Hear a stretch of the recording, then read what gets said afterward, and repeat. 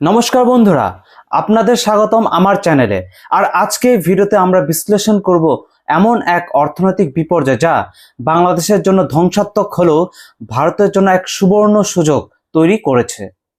ভিডিওটি একেবারে শেষ পর্যন্ত দেখবেন, কারণ আজকের আলোচনা শুধু পরিসংখ্যান নয়, এর পেছনে কৌশল, ব্যর্থতা এবং কূটনীতির কথা বলবো, যা ভারতের উন্নতির আসল চাবিকাঠি। বাংলাদেশ বহু বছর ধরে গর্ব করে এসেছে তাদের গার্মেন্টস শিল্প নিয়ে, কিন্তু এখন সেই গর্বে লালবাতি জ্বলছে। গত 2রা এপ্রিল মার্কিন প্রেসিডেন্ট ডোনাল্ড ট্রাম্প 57টি দেশের পণ্যে পাল্টা শুল্ক বসানোর সিদ্ধান্ত নেন। এই সিদ্ধান্তের ফলে বাংলাদেশের তৈরি পোশাকের উপর শুল্ক বেড়ে দাঁড়িয়েছে প্রায় 50%, যেখানে আগে ছিল 37%। মাত্র এক মাসে $21 কোটি রফতানি কমে গেছে। এপ্রিল মাসে যেখানে বাংলাদেশ রফতানি করেছিল 70 থেকে 80 কোটি ডলারের পণ্য, মে মাসে তা নেমে এসেছে 55 কোটিতে। আর এই সময় ঢাকায় চলছে প্রতিনিধি দল পাঠানোর আর আলোচনার নামে সময় নষ্ট।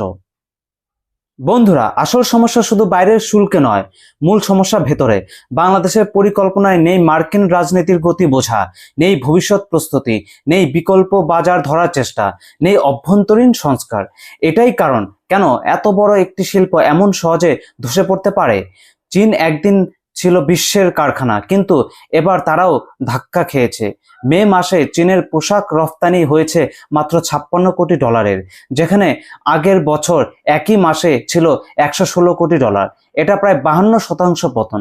তবে চীনের সমস্যা সত্ত্বেও তারা এখনো প্রযুক্তিতে এগিয়ে এবং বিকল্প বাজারে শক্তিশালী, কিন্তু বাংলাদেশ সেখানে এক পেশে নির্ভর করে শুধুই আমেরিকার উপর। এই টালমাটাল সময়ে ভারত এবং ভিয়েতনাম নিজেদের প্রমাণ করে দিয়েছে। ভিয়েতনাম মে মাসেই রফতানি করেছে $123 কোটি পোশাক। একটানা 5 মাস তারা 1 বিলিয়নের বেশি রফতানি করছে আমেরিকায়।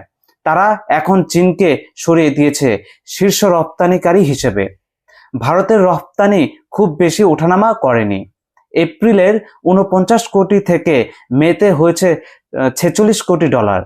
এর মানে ভারতের বাজারে অবস্থান স্থিতিশীল, কৌশলী এবং বিশ্বাসযোগ্য।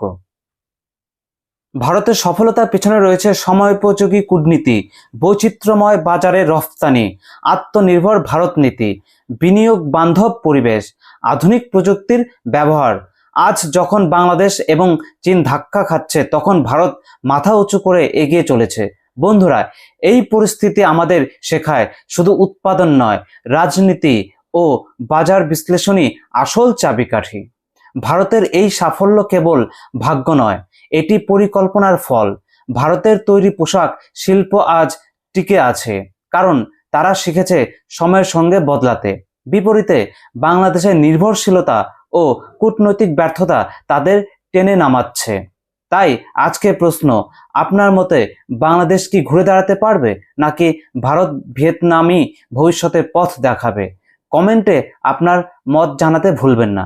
ভিডিওটি ভালো লাগলে লাইক, শেয়ার ও সাবস্ক্রাইব করুন। জয় হিন্দ, জয় ভারত।